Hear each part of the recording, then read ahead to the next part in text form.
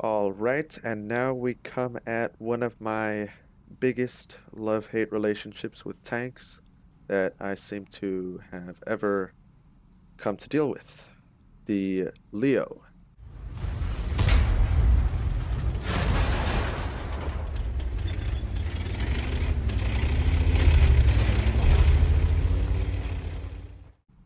Now, this tank stock, I have to say, is absolutely unbearable. Save free XP where you can and upgrade this thing's tracks and engine as quickly as you can. Because trust me, this thing is absolutely horrible in its stock configuration. And I don't know what Quickie Baby was going on about with the secondary gun on this thing. This gun, yeah, it has 148 millimeters of penetration, but it was not a favorite for me, unfortunately. I, in fact, personally preferred the Top Gun, the 15 centimeter, or no, not 15 centimeter, 10 centimeter, which of course did 300 damage per shot and had a fairly reliable reload of 10 seconds. Uh, of course, once this tank is fully upgraded, you do have a very decent horsepower to weight ratio and a very good top speed. Now, something interesting to note is that this specific tank doesn't really fit the Swedish medium tanks, in my opinion. It doesn't have the ridiculous 12 plus degrees of gun depression. It is really fast, has effectively what is a derp gun, and just doesn't fit the description, isn't even a very narrow silhouette at all. It's very fat, large, and obnoxious. Now, I'm not saying I'm complaining because fully upgraded, I actually quite love this tank, but it, it's just doesn't feel like it should be in this tech tree, or at least in this specific branch at tier 7. But it wasn't the worst thing ever, of course, but you know, I got through it and it was quite nice in the end, although I have to say the view range was pretty bad. Uh, Decent reload, decent, well, yeah, average damage per minute isn't that great, but the alpha damage more than anything makes up for it. And while the dispersion does look quite bad, I didn't find it being really that bad, especially with a 100% crew. And like I said, this thing doesn't have much for armor, just like the previous tanks, but because of its very large silhouette compared to the previous ones, you will be quite a large target.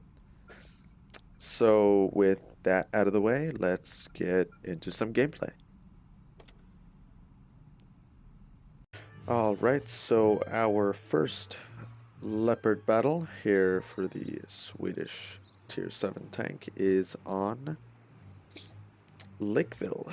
And as you can see, I am in fact using the 10 centimeter gun, which is the gun that I personally prefer. Again, your mileage may vary. Like Quickie Baby personally likes the what is it, the Cromwell-like gun, but I personally I don't like that gun. I really don't. Not enough pan for the DPM. I just don't like it. I prefer this gun. Gives quite a nice punch for a hit and run mission. And right off the bat, we're simply going up to this little ridge here to try and see if we can catch some enemies going across the field here. Now, although this tank doesn't have as good gun depression as the other tanks before it, it still does have 10 degrees of gun depression, which can be very useful. Now, as you can see, a tree went down there. I don't know. Doesn't look like I was quite able to catch the tank as it went across. But I tried to track it, and it looks like I might have in fact hit something. Although it's kind of hard to tell since the tree was in the way. Now I take another speculative shot there, but decide from there that it would be much better to move into the valley instead of just sitting up there. So the mobility on this thing with the top engine is actually fairly good. The top speed of 60 kilometers per hour does help you move around pretty quickly. And even in such a boggy terrain like this, you are able to make very good use out of the almost 20 horsepower per ton ratio that this tank has. Here, of course, we're going to try and join our allies in this little offensive that they've got going here. We're going to try and take a shot at that E-25, I guess. Will it hit? Oh, never mind. We miss our shot against the ISU-152, unfortunately. I just realized that my gunner is dead, and so I repair that, bring it back from the dead. We take a shot at the E-25, and right there you can see the alpha damage taking effect with a high roll of almost 400 damage. Unfortunately, we hit the gun there of the SU-152. Although we are, of course, going to be moving forward since we have allies here that could help us push against these guys.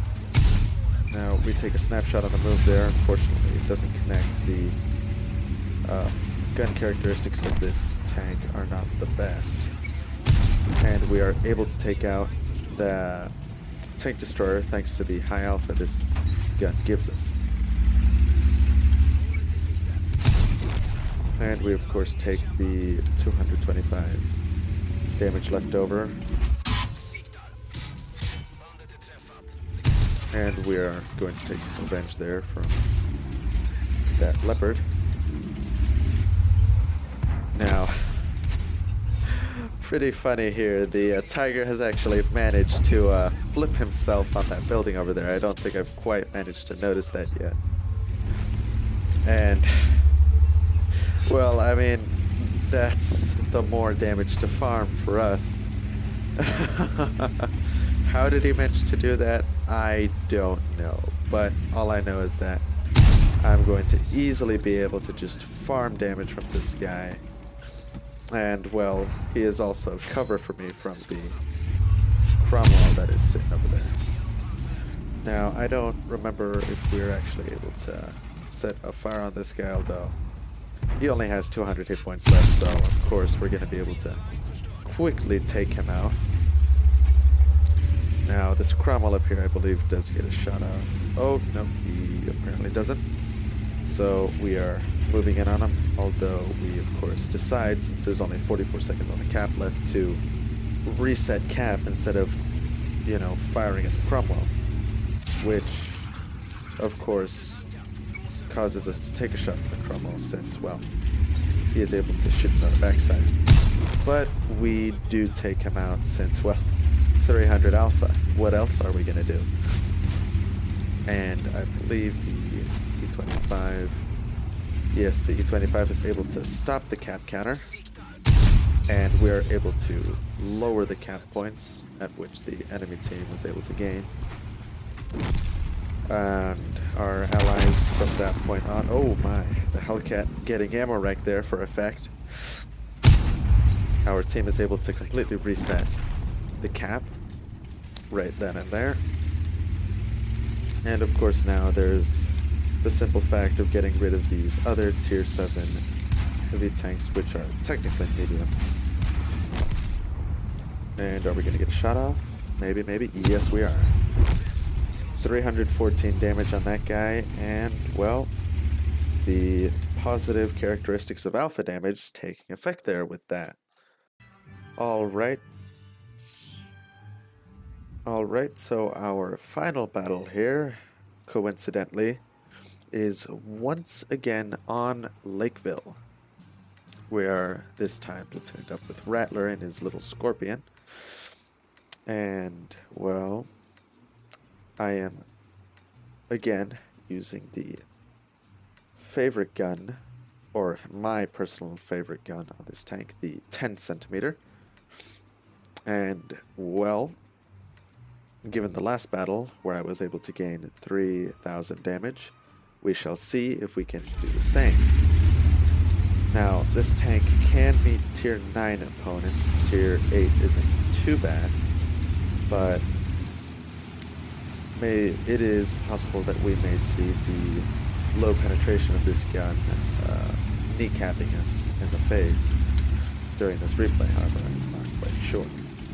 We, of course, set up here for some possible shots across the field, although, unfortunately, no one is spotting, so it is very unlikely that we will actually be able to shoot at anything. Although I do have binoculars, so we maybe be able to fire at something. Of course, Rattler and another guy there just fired a couple of speculative shots. Although I do believe I personally, I slip and fall down into here. Okay. I completely forgot about this. Alright, so in our first battle on Lakeville, we managed to get round about 3,000 damage, actually more than 3,000 damage, top of the team list on a tier 7 battle. Managed to damage quite a few tanks, as you can see here. 9 tanks total, killed 4. And, well, I proved my point that I prefer the 10 centimeter gun because 10 centimeter is the best gun on this tank, in my opinion. We did make a bit of a profit. We didn't fire any premium rounds because we luckily didn't need to. We actually managed to bounce 1 or 2 shots, I am not quite sure. But, well, this tank effectively showcased that this tank is pretty good mobility-wise and can do damage in the right situations along with good handling by the driver. Of course, our second replay was not so good. I derped, unfortunately, and, well, managed to get stuck. We did 0 damage. We managed to do 125 assisted damage somehow. I don't know how that happened. We of course got, oh my, we got second on to the bottom of the team list. Thankfully we didn't get last. And we did have a premium account, so we actually gained more money, believe it or not, than in the battle where we actually did damage. Hashtag wargaming be balanced. So, you know, overall, no damage taken. I did fire 5 shots, most of which were just frustration. And, well, in a nutshell, I have to say the Leo was pretty enjoyable, fully upgraded, but please promise me, you guys, you will use free XP to upgrade that stock engine, because you will hate yourself for playing that thing stock. But anyway, this concludes the 3-part, or I guess 4-part mini-series of the low-tier, non-official Swedish tanks that I, of course, ground. So I hope you guys enjoyed. This was Sweden.